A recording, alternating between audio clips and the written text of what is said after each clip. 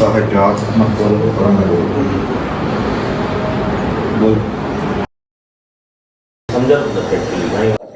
છે ને એટલે બીજી માને કુખે જન્મ લઈએ ભાવ કહેવાય. આપણે કે કૂતરા કાગડાના ભાવમાં જાશો, પ્રભુજી કહેતા ને અહીંયા ભક્તિ નથી કરતા તો કાગડા કૂતરાના ભાવમાં કરશો. એટલે આ ગતિ છોડીને મનુષ્ય બીજી ગતિમાં જાય એ ભાવ કહેવાય. દેવલોકમાં જાય, નરકમાં જાય, ફરીવાર માણસ થાય.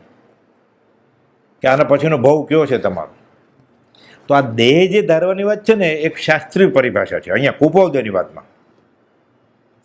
તો ઋષભનાથ બ્રહ્મચારી લખે છે ઋષભનાથ ભગવાને થઈ જાય, કરવામાં ન આવે. એટલે આને વૈક્રિય દેહ કહેવાય.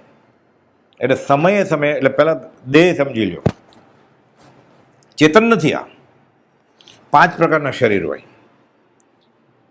આપણું જે છે ઔદારિક શરીર કહેવાય, ખોરાકથી બનેલું છે, અન્ન અને પાણીથી, જળથી. અને આપણું કવલ આહારથી બનેલું છે, ખાય કે ચણ કર. ખોરાકથી જે શરીર બને એને ઔદારિક કાયા કહેવાય, ઔદારિક દેહ. આટલું તો સમજણું. હવે બીજા 2 શરીર એવા હોય આત્મા સાથે ચોંટેલા જ હોય હંમેશા.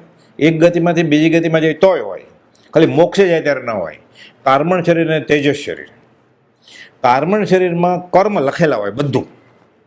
એમ સમજો આ હાર્ડ ડિસ્ક છે, પેન ડ્રાઈવ છે, બધું લખેલું હોય, ભૂલ થાય જ નહીં.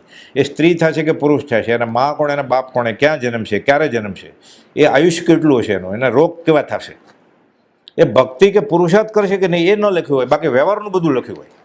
પરમાત્મા કરે તો જ થાય. એનું આયુષ્ય કેટલું હશે, મરી ક્યારે જશે, કમોતે મરશે કે સારી રીતે મરશે, બધું લખેલું હોય. એમાં કર્મ લખેલા હોય. પણ નવી જગ્યાએ લઈ જાય એને. આત્માનો ગુણ જ નથી એક જગ્યાએથી બીજી જગ્યાએ જવું હોય.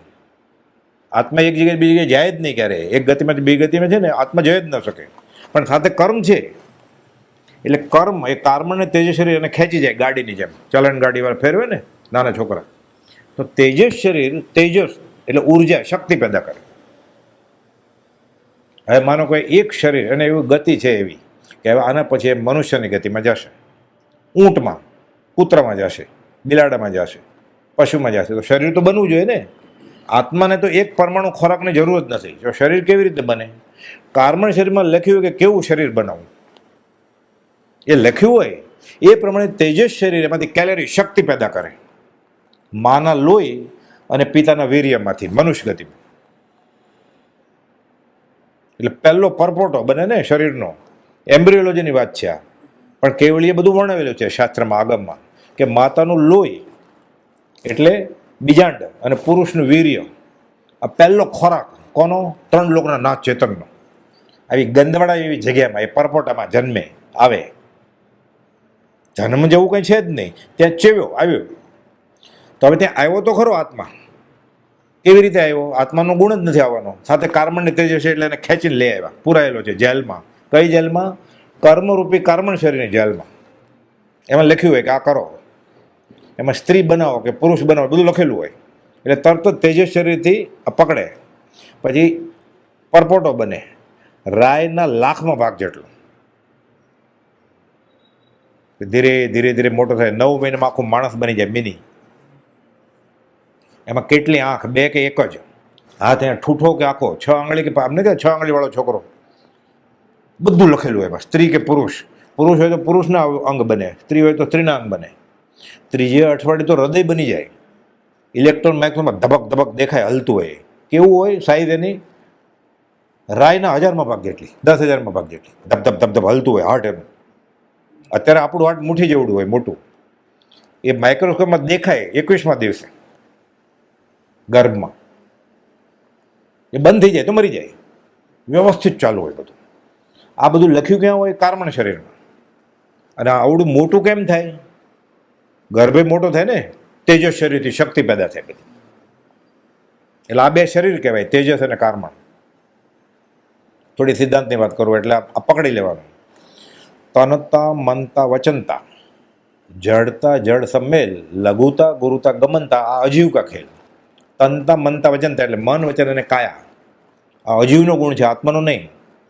આ બોલું છું એ અજીવનો ગુણ છે શરીરનો. સ્વરયંત્રની પેટીના દોરડા આમ થાય એટલે અવાજ આવે. જેમ તાલી પાડીને અવાજ આવે એમ અહીંયા સ્વરયંત્રની પેટીમાં દોરડા હોય. એ આત્માની સત્તાથી પ્રવર્તે છે, એ બીજી વાત. આત્મા પોતે બોલે નહીં કાંઈ, પણ વિભાવિક દશામાં છે એટલે બોલાવડાવે. મન વિચાર કરે, આ જળનો ગુણ છે. મન આખું દ્રવ્ય મન એ જળ છે, ભાવ મન એટલે આત્મા. તનતા મનતા વચનતા, તન એટલે મન વચન કાયા, જડતા જળ સંમેલ બધું. લઘુતા એટલે નાનું, ગુરુતા એટલે મોટું, ગમનતા એટલે એક જગ્યાએથી બીજી જગ્યાએ જવું. આ અજીવના ગુણ છે. તો ગયો તો અંદર કાર્બનને તેજસમાં ફસાયેલો છે એટલે ખેંચીને લઈ જાય એને. કાર્બનેશનમાં લખ્યું હોય ક્યાં જવાનું એટલે જવું જ પડે એને.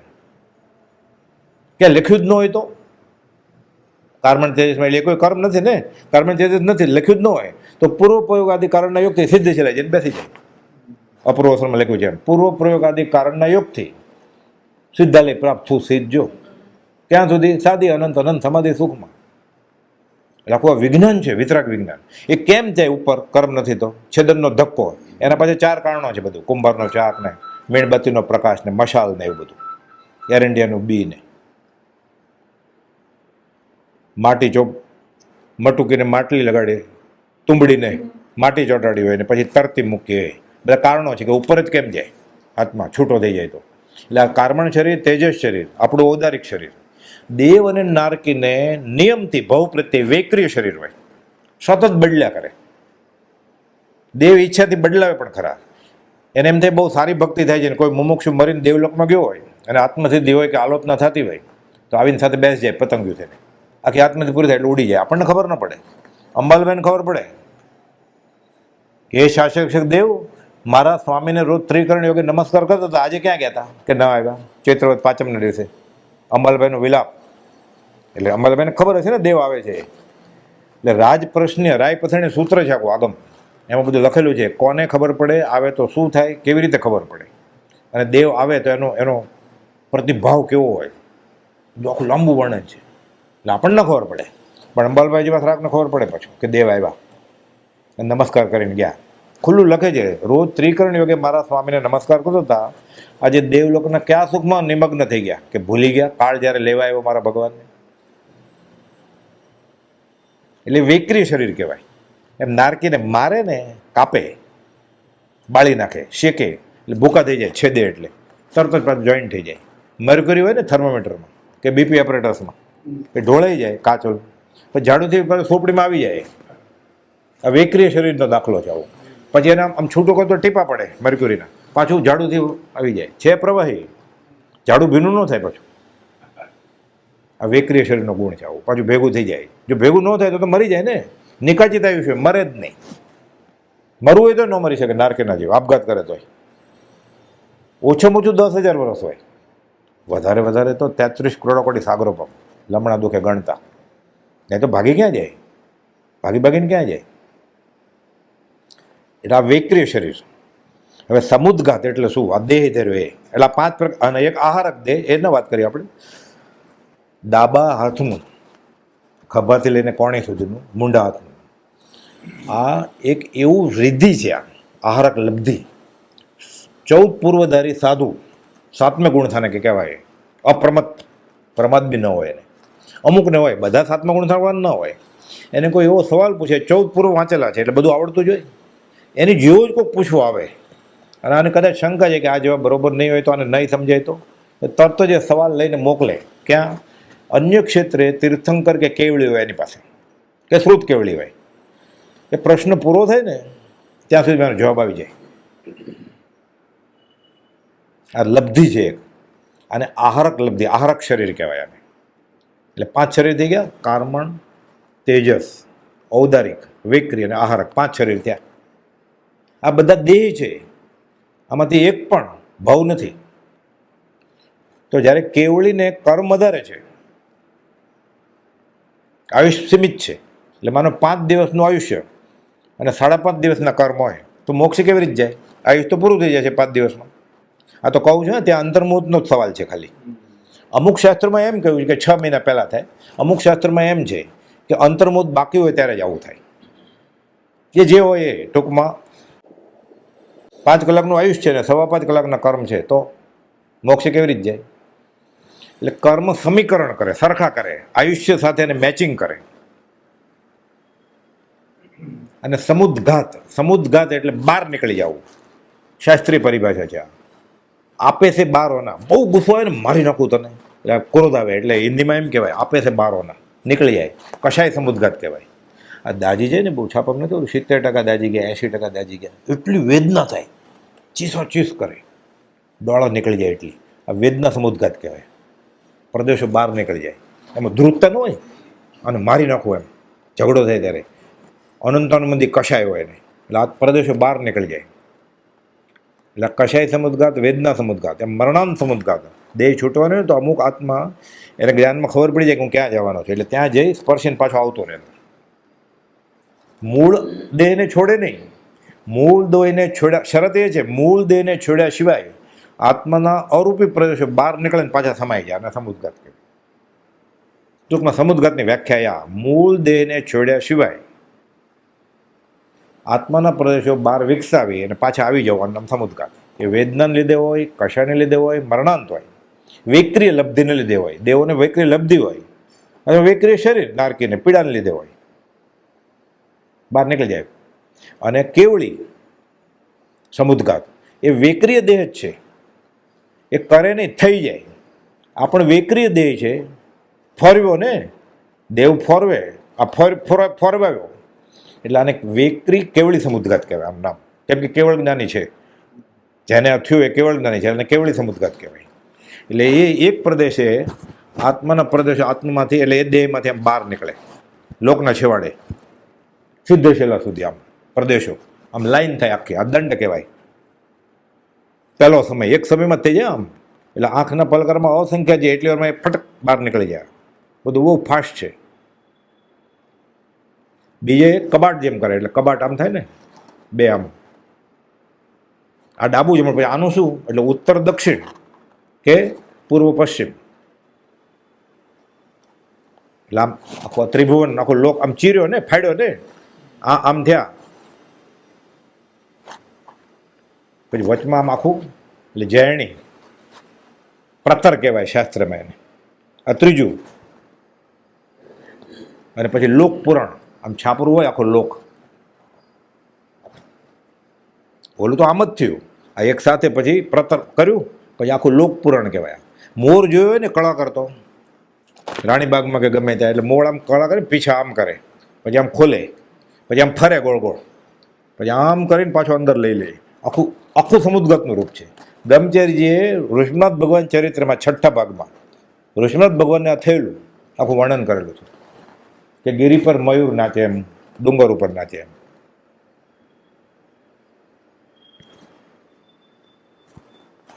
એમ 4 સમયમાં થાય ને 4 સમય પાછું આવી જાય, 8 સમયમાં ફરી જાય, આ રૂ અયોગી થઈ જાય, મોક્ષે વ્યાય જાય. આ દેહ ધર્યો કહેવાય. તેથી દેહ એક જ ધારીનું જાશું સ્વરૂપ સુધી છે.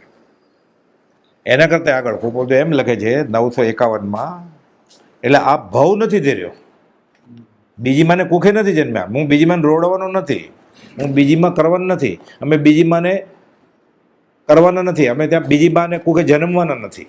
અંબાલાલભાઈને ત્રિભુવનમાંને કહ્યું, પોપટલાલ મોહકચોને કહ્યું, છગન નાનજીને કહ્યું, ચંચલબેનને કહ્યું, ભાઈ મનસુખને કહ્યું, પરિભ્રમના પ્રત્યેકને 128માં કહ્યું, 383માં કહ્યું, આત્મભાવે ફરીવાર જન્મના નિશ્ચળ પ્રતિજ્ઞા, અમે પૂર્ણ વિતરાગ છીએ. ભગવાન મહાવીર આકાશી સિદ્ધ ભગવાનને કહ્યું, તારા અભેદ સ્વરૂપમાં મારો નિવાસ છે. દેહ છોડીને જાય ક્યાં? પૂર્ણ વિતરાગ છીએ, અપ્રગટ સત છીએ, સતમાં અભેદ છીએ, અખંડ સ્વરૂપમાં રમણતા છે. અને પછી નામ સાથે કહ્યું, હું વિદ્યમાન વીર, હું વર્તમાન મહાવીર, હું બીજા રામ, હું પરમાત્મા સ્વરૂપ, હું કલ્પરૂપ, હું અમૃત સાગર, હું અમૃતની સચોડી નારિયેળી 180માં કહ્યું. હાથ નોંધ પહેલીની 5મી નોંધમાં કહ્યું. હમણાં 12મે હું, એટલે ક્ષીણમો ગુણ સ્થાનક. 11મેથી પડી શકે, માથે આશરો ન હોય, ગુરુ નહોતો. આ તો 12મે ચડી ગયા છે, એટલે પડવાની વાત જ ન હોય. 11થી પડે પહેલે, 10માંથી સીધા 12મે ગયા છે, પડવાની વાત જ ન હોય હવે. અને અંતર્મુખ જેટલો સમય આ, અને એ પાછું શાસ્ત્રની વાત છે, દેહને ભવ જોવું.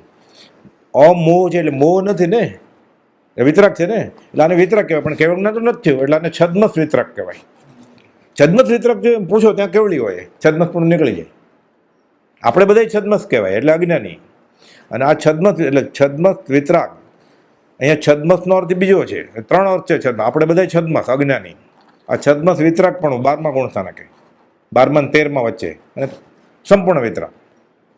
અને ભગવાન મહાવીર ગૌતમને કહે છે હું છદ્મસ અવસ્થાએ, એટલે થોડી વાર પછી કેવળ જ્ઞાન થવાનું છે, એ છદ્મસ વિતરાગ કહેવાય.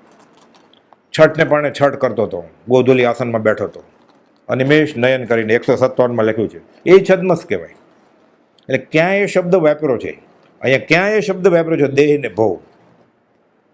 ચંચલબેનને એમ કે છે અમે બીજો ભવ ધરવાના નથી, ચંચલબેન રોકાશું નહીં.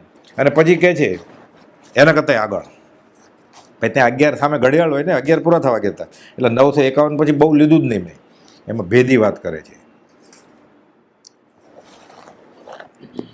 ઘણી ત્વરાથી પ્રવાસ પૂરો કરવાનો હતો, પછી કહે છે પ્રકૃતિ ઉદય અનુસાર કંઈક અશાતા મુખ્યત્વે વેદી, અત્યારે બહુ તકલીફ છે શરીરમાં. પછી શાતા પ્રત્યે, શાતા પ્રત્યે ક્યાં આ આત્મા આ ગતિમાંથી બીજી ગતિમાં જાય ગર્ભમાં. એટલે શાસ્ત્રમાં વર્ણન છે, કોપોલીએ કરેલું છે મોક્ષમાળામાં, કે એક તરુણ કુમારને 3.5 કરોડ રોમ હોય, એક રોમમાં લાલ ચોળ સોયો ધગધગાવીને નાખો, જે પીડા થાય એના કરતાં 8 ગણી પીડા ગર્ભમાં થાય. આપણે તિખારો અડી જાય તો કેટલું થાય, એક રોમે લાલ ચોળ સોયા, તરુણ કુમાર 18 વર્ષનો, કૂણો 17 વર્ષનો, એના કરતાં 8 ગણી પીડા થાય ગર્ભમાં છોકરાને. એટલે માં ઊંચી થાય ને, ઘણી વાર નાચે ને, ડાન્સ કરતી હોય, સાયકલ ચલાવતી હોય, બગીચામાં ફરવા જાય, એટલે એમ શાસ્ત્રમાં વર્ણન છે બધું. એને એમ લાગે અપરાવતું પછી ફેંકે જ મને, વર્ણન છે. પછી ઊભી થાય, બેસે, નાચે, ક્યાંક એવું સારું ગીત હોય તો હારે આરામ નાચવા માંડે, એટલે અંદર આમાં ફંગોળે છોકરો, આને આનંદ આવે.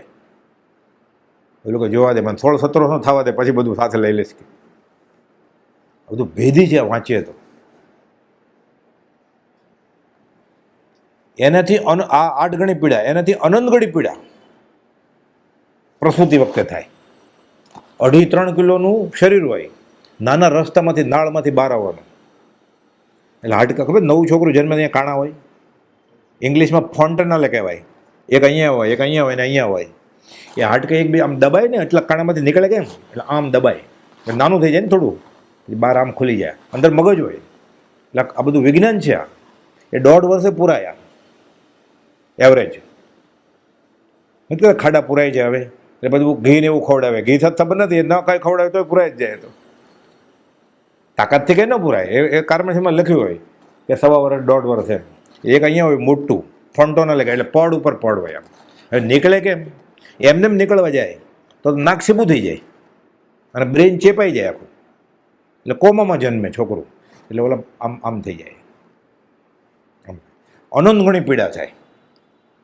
અને પછી શરૂ થાય બાળપણની પીડા, તો પછી ધીરે ધીરે મોટો થાય, અને યુવાનીની પીડા તો આપણને બધાને ખબર જ છે.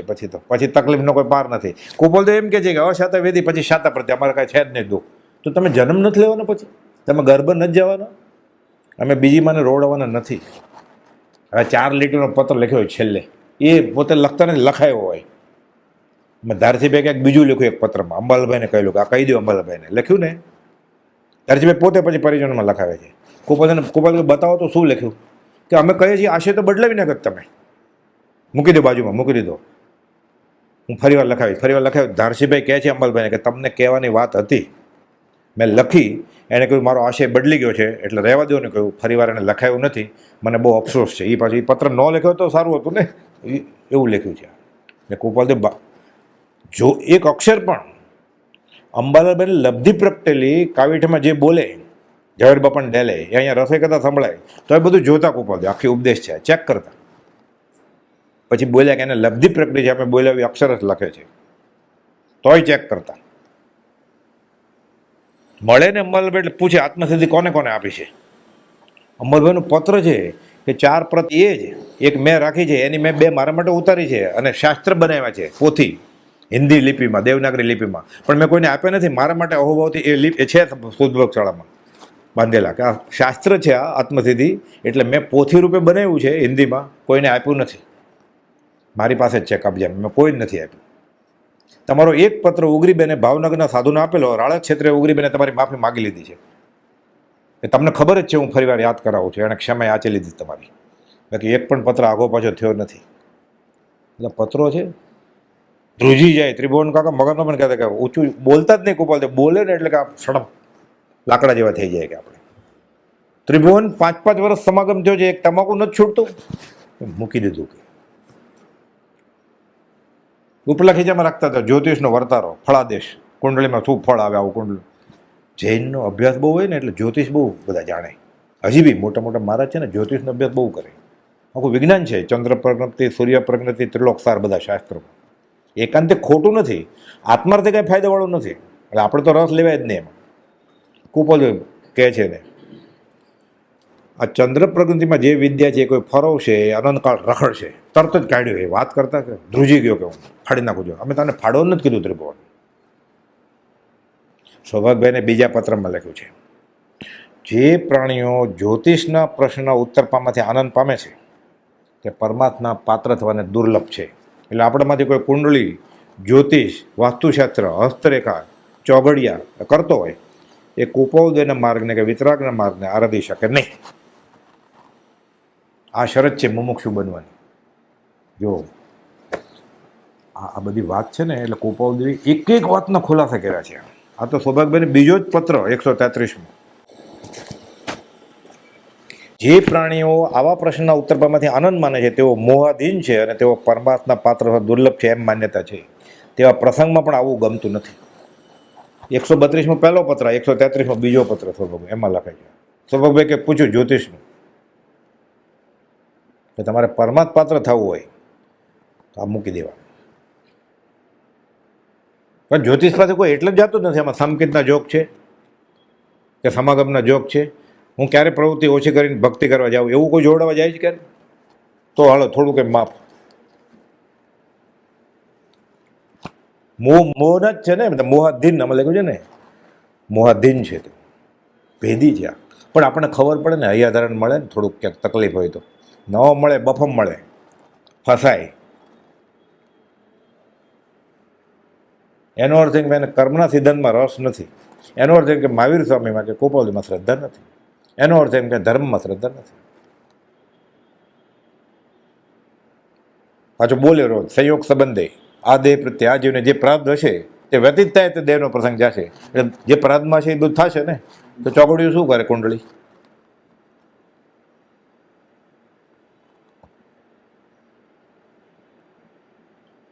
ઘણા 50 વર્ષથી તો બ્રહ્મચર્ય કે 50 વર્ષથી હોય તો કે ખબર જ ન હોય, ધર્મનો છાંટો ન હોય હોય. આપણે જોઈએ છીએ કે બ્રહ્મચર્ય લખ્યું છે મોક્ષ મેળા પ્રવેશિકામાં તૃષ્ણાના પાઠમાં છેલ્લા ફકરામાં કે 50 વર્ષથી હોય આશ્રમમાં અને ધર્મનું કંઈ હોય જ નહીં. એવા આપણે ઘણા જોઈએ છીએ પ્રગટ પ્રત્યક્ષ એવું હોય.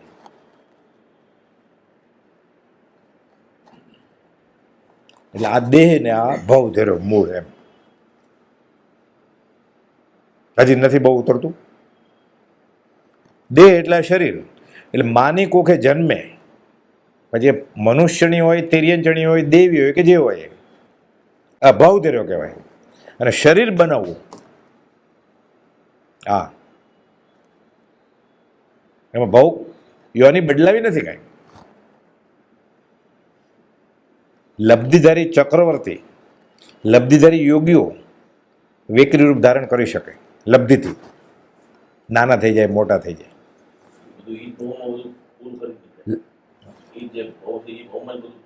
કેવળ જ્ઞાન થયું હોય એ બધા ન કરી શકે. અને કર્મ કેટલા બાકી હોય? સાવ નહીં જેવા.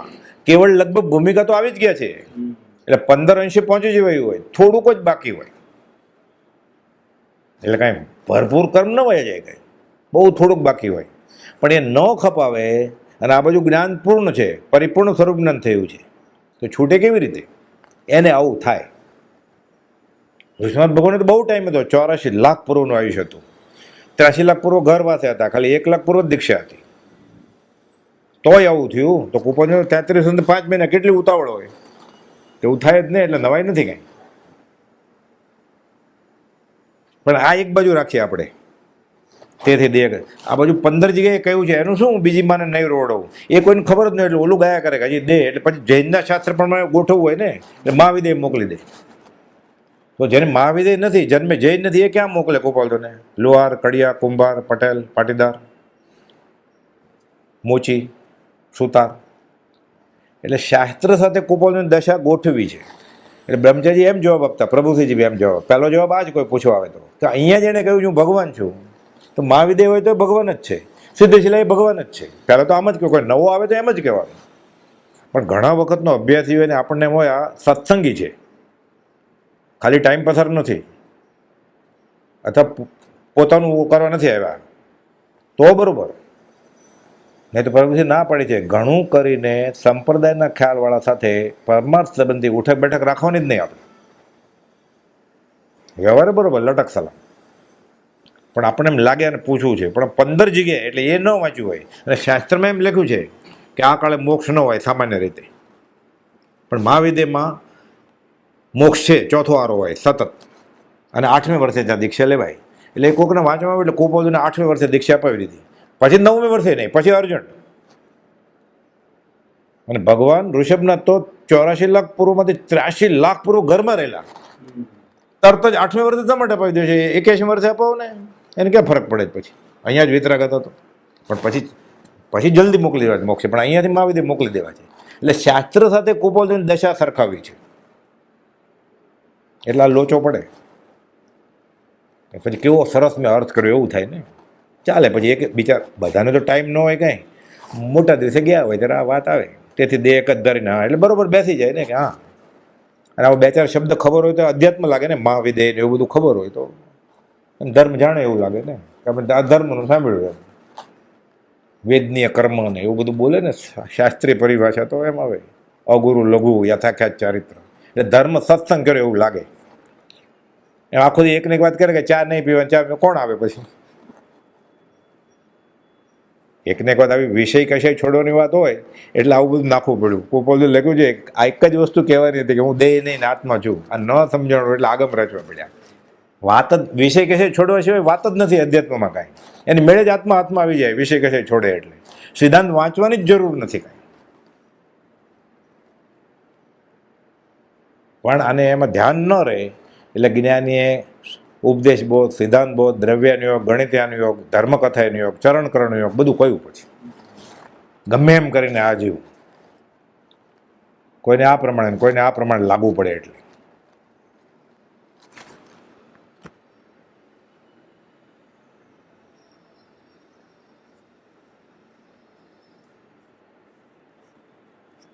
બોલો. એટલે આ દેહ ધર્યો અને એક ગતિમાંથી બીજી ગતિમાં ગયા, આ ભવ ધર્યો. આટલું તો સમજાય ને, આમાં ન સમજાવવું જેવું શું છે? કેમ ધર્યો એ પછી વાત, પણ આ એક ભવ ને આ એક દેહ. હવે એને ભવ કહેવાય ને એને દેહ કહેવાય, ગતિ બદલે એને ભવ કહેવાય, આ શરીર કહેવાય. ભરતેશ્વર વૈભવ આવડું વચનામૃત જેવું પુસ્તક છે કે ચક્રવર્તીને કેવું સુખ હોય વ્યવહારિક. 96,000 રાણી હોય, પહેલી તારીખે એક રાણીને પહેલા નંબર રાણીને મળે, તો 96,000 નંબર ક્યારે આવે? બધી છૂટાછેડા અરજી જ કરે ને બધી. એમાં એમ છે ચક્રવર્તી રાજા વેક્રિય દેહ ધારણ કરે, એટલે બધી રાણીને એમ જ મારી સાથે જ છે.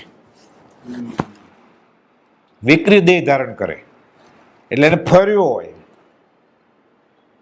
એટલે એ પટરાણી સાથે જ હોય. ખાલી એ પટરાણી એવી હોય, એનું વર્ણન છે આખું. એ 18 વર્ષની હોય ને, 1,00,000 વર્ષ પછી 18 વર્ષની જ લાગે. એ સગર્ભ ન થાય એટલે એનું રૂપ વયું ન જાય. એ ધવડાવે તો નહીં જ, પણ સગર્ભ જ ન થાય તો ધવડાવે ક્યાં વાત આવી? એટલે એનું રૂપ એવું ને એવું હોય, પરણી હોય ત્યારનું. બીજી બધી રાણી એમ જ લાગે કે મારા પતિ આ ચક્રવર્તી મારી સાથે જ છે, એણે વેકરી રૂપ લીધું હોય. તો સાચા કોણ? સાચા એને પોતાને જ ખબર હોય, બીજા કોઈને ન ખબર હોય. રોબો હશે તો શું ખબર પડે? આબેવું હોય રોબો. એટલે એવું છે, વિક્રિય ઓલું કરે. એટલે લબ્ધિધારી પુરુષોને ચક્રવર્તીને આ સિદ્ધિ હોય, ઘણા યોગીઓને હોય રૂપધાર. એકાંતે ખોટું નથી. એટલે ઘણા કેમ ને બધા ચકલી બના દૂંગા, એટલે એકાંતે ખોટું નથી. પછી પરમાનન્ટ ચકલી ન રહે કાંઈ, ચકલીમાં માણસ થઈ જાય, પણ યોગી કરી શકે એવું.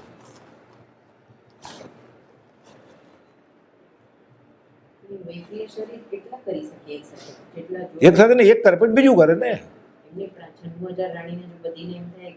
હા તો કરે ને, એટલે એને એમ હોય, એટલે રૂપ ધારણ કર્યું, એને એક ટુકડી જ કરવાની ને પતંગિયા જેવડી, એ ત્યાં એમ દેખાય કે આ મારો પતિ છે, એને શું ખબર પડે.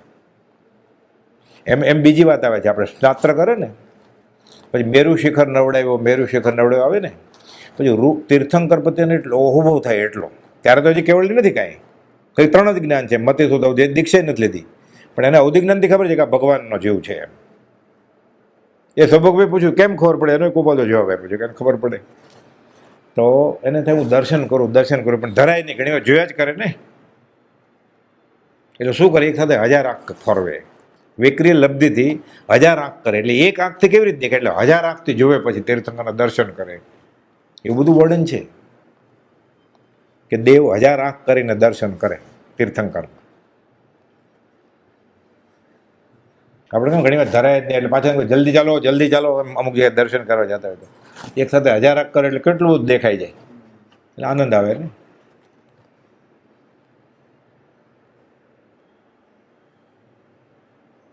અણીમાં કહેવાય એટલે નાના થઈ જાય, ગરીમાં મોટા થઈ જાય, ઘણું બધું હોય. લગીમાં એટલે સાવ હલકા થઈ જાય, રૂ કરતા હલકા થઈ જાય. એટલે 8 પ્રકારની રિદ્ધિ એવી છે, અણીમાં, લગીમાં, ગરીમાં, ઘણું બધું છે, બદલાવે.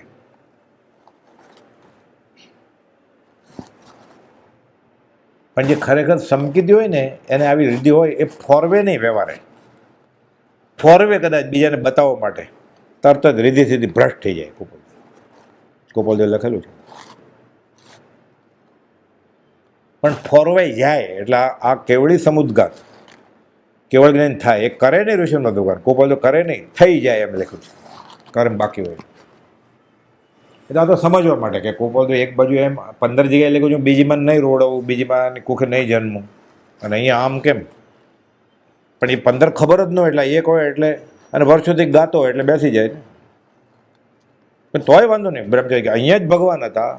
હવે 10મા ધોરણનો છોકરો હવે ફરી વાર આગલા વર્ષે 9મામાં તો આવે જ નહીં ને, કદાચ આગળ ન ભણે 10મામાં રહે, ડિમોટ તો થાય જ નહીં ને, ડિગ્રેડ તો થવાના જ નથી. એટલે અહીંયા જ ભગવાન હતા, તો મહાવિદ્ય ભગવાન છે ને સિદ્ધેશ્વર તો બધા ભગવાન છે જ.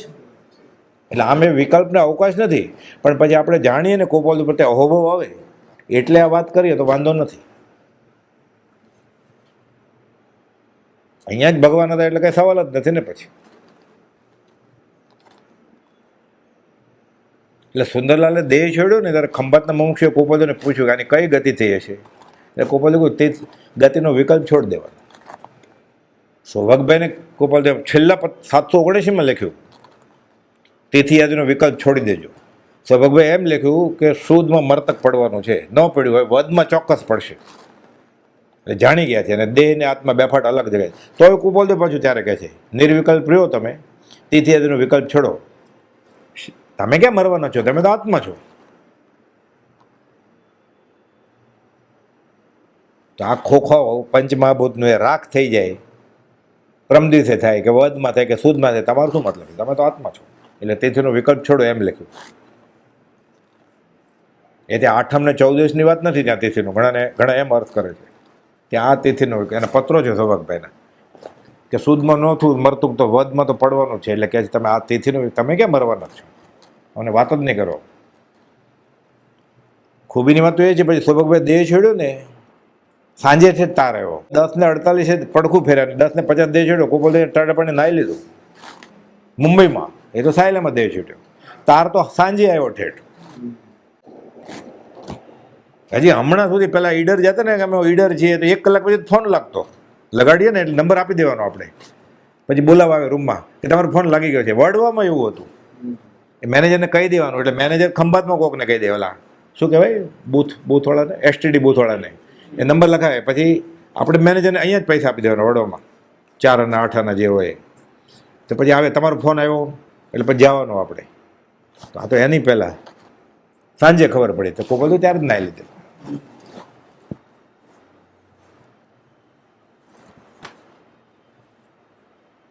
ત્યાં પછી વિકલ્પ પર લોકો ગોપાલ બધું માનતા હતા ટાઢેપણે નાવમાં. અરે એ નહીં, ત્યાં ગોપાલ જ્ઞાનની વાત છે. તને મને ખબર પડે કે ગોપાલને સંદેશા વગર ખબર પડી એટલે નાયા હતા, એ ખબર ન હોય ઓલું પકડી રાખે તો બસ ગરમ પાણી લીધું, ભૂલ થઈ ગયા. બસ ટાઢેપણે પણ ગીઝર નહોતું ત્યાં, ક્યાં પેટાવા ગયા છે. તો જમકબા ત્યાં હતા કે વાણિયા હતા? એ પછી કહીશ તને. આવું થાય પછી. બ્રહ્મચારી કે એક હતો રાજા, બે કેમ નહોતા રાજા? મેલ લમણે છે. સહજાત્મ સ્વરૂપ પરમ ગુરુ.